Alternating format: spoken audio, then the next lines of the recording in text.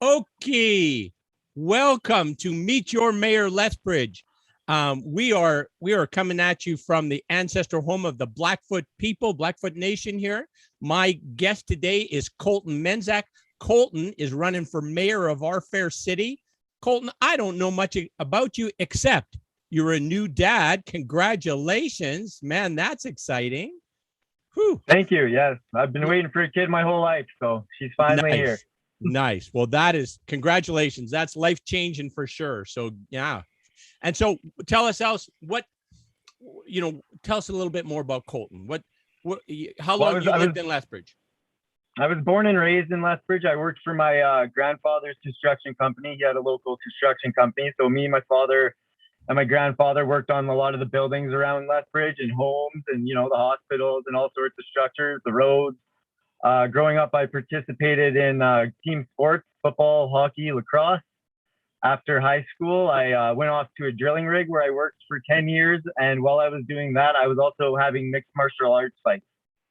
So it's been a busy time. No kidding. Now I have a job in town now. So me and my wife had our kid on Friday. We got out of the hospital on Sunday and just trying to adapt now. Wow. How exciting. How exciting. It's obvious to everybody. You got your working clothes on. You're a working guy. You're putting steel, you're protecting stuff with steel. You're on the job there. So, and congratulations again for being a new dad. So What is it like if you were on council or if you were a mayor, Kolton, if you were a mayor, it's a big job, takes a lot of time and energy, right? So what is it about Lethbridge or residents in Lethbridge or our community that makes that investment of your time and talents, why you want to invest your time and talents that way? What is it about Lethbridge?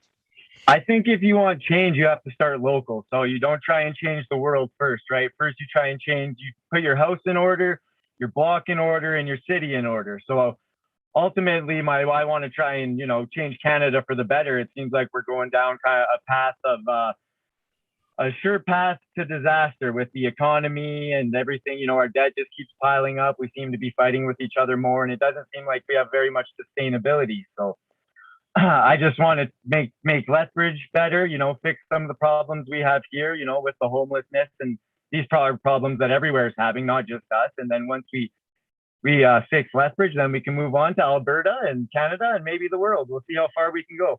All right. Sounds good. So just like make the whole place a better place for all of us. All right. Yeah, you betcha. All right. So now, Kolton, if you're elected mayor and let's say you get the magic wand and you get one wish that you can make a change in our community, what would that one wish be? I think my one wish would be that Lethbridge was self-sustaining. And through being self-sustaining, we would be able to build up prosperity, right? Which you can't really do anything without prosperity, without the cash. Right now, we rely on handouts from provincial and national authorities and, the taxes from the people.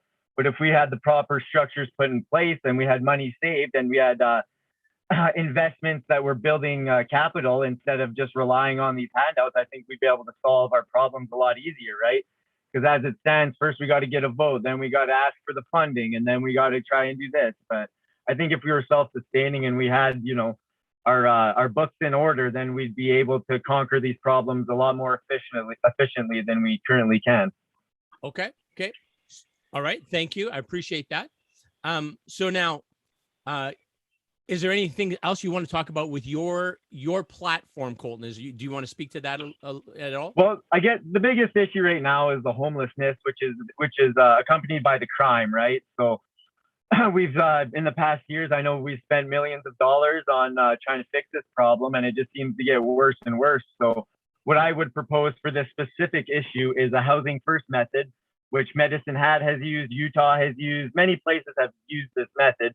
So the idea is first you get these homeless people into homes, and then they're not homeless, and then you set up programs for them, working programs, and try and find them a purpose and get them out of the cycle of perpetual destruction that they're in. Right now, they're on the streets. They go to jail. They're on the streets. They go to jail. I know we have the safe consumption site, but that's more of a band-aid. That's not really like getting at the root of the problem. So I think firstly, the housing, right? You get the housing, you get them in houses, then you set up programs. There's lots of work around town that needs to be done that we can have these people do that they can do, and we can pay them and get them on the right path. And then ultimately, the idea is for them to be self-sustaining on their own. So that's one of the biggest issues. And then with that comes the crime, right? If the homeless people aren't downtown, and they have no other option but to commit crimes to get anything, then if we give them another option, then the crime will get better and lower. Okay, understood. Housing first, getting people housed, and then you can do all the other assist or supports to kind of get their life. Go ahead. Also, Medicine Hat claims that it's cheaper to house them than to have them on the streets. They say it costs about $100,000 to have a homeless person on the streets just because they use certain, services, the hospital and whatnot. But housing them only costs 20 grand. So really, it seems like a win-win. Yeah. And Medicine Hat says that they've ended homelessness in their community. Correct? Yeah. They have net zero homeless. Yeah, that's right. Yeah. Awesome. That's very encouraging, right? Right down the road. They can do it. Certainly we can, right? So yeah. Cool. So Kolton, obviously you think you are the best choice for mayor, right? That would be the assumption you're operating under, correct? Yes, that's right. All right. So let's say the polls don't see it that way. You're not the first choice for mayor. Who would be the second choice, would you say, of the candidates we have running? Well, I honestly think all the candidates are kind of the same. I'm a little bit different. They're all going to be educated under the same people. And Albert Einstein said that you can't solve a problem from the same state of consciousness from which it was created. So that's why I think all these people are they have the same ideas, and those ideas are going to have the same outcomes because they all think the same. So I think that my unique perspective will bring, but I guess I guess I'm kind of dancing around your question, but if I had to pick one person, I don't know, honestly. I haven't looked into them a whole lot. So all right. Okay. I couldn't really say. I'd have to study them up a little bit more before I made an educated decision. I see. All right. Then you know what? Then that's fine, Kolton. We'll just let the voters decide, right? They can figure this out. Yeah. Cool. Well, I wish you success with your mayoralty run. If there's anything you wish to add to our discussion, please do. But other than that, it's been a pleasure to meet you. So did you have anything else you wanted to add, Kolton? No, I just want to make the world a better place. And, through the past year, through the pandemic, I was working security at night, and you see so much suffering, and it just seems like whoever's in charge, they spend a bunch of money and things just get worse, whether it's the debt, the homelessness, all these problems just keep getting worse and worse every year. And, I feel like this is more of a duty. I don't want to do this job. I feel like it's a duty for me to do this job.